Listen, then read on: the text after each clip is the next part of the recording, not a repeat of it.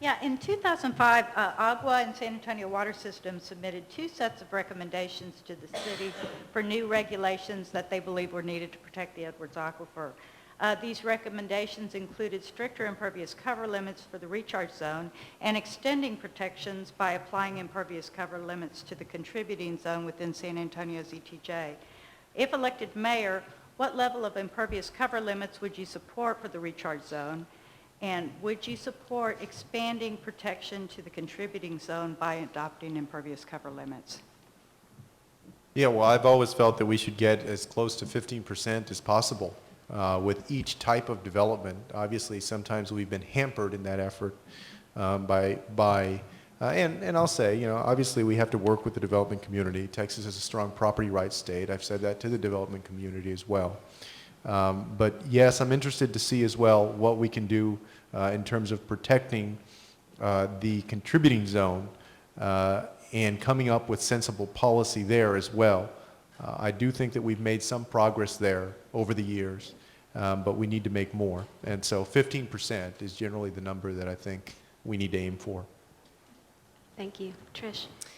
15% is a good number to take a look at. But like I said, as this community continues to grow very, very rapidly from a commercial standpoint, from a development standpoint, housing standpoint, I think as we take a closer look at the master plan and do we need to make further recommendations and enhancements to that, I think it's with conversations even outside of San Antonio that we look at enhanced impervious cover limitations. I strongly believe that we have to have those conversations and we will have those conversations. Thank you. Diane?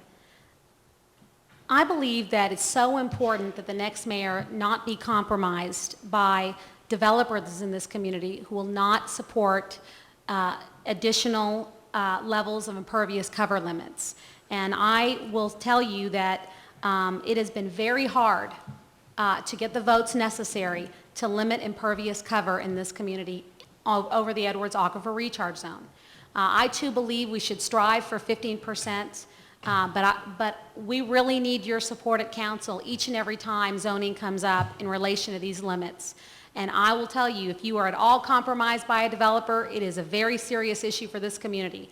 And I do believe that and would support expanding protection to the contributing zone by adopting impervious cover limits. And as a member of the City Council, I've worked very closely with both Agua and SAWS to define those limits for our community and to work hard to strike very good agreements. There are other ways we can also protect our community. We can ask developers and applicants to also donate other land within the Edwards Aquifer Recharge Zone as well that we can preserve. That's a very important issue as well. We have not done a good job in acquiring park space for this community. We can do so by having this land donated as well.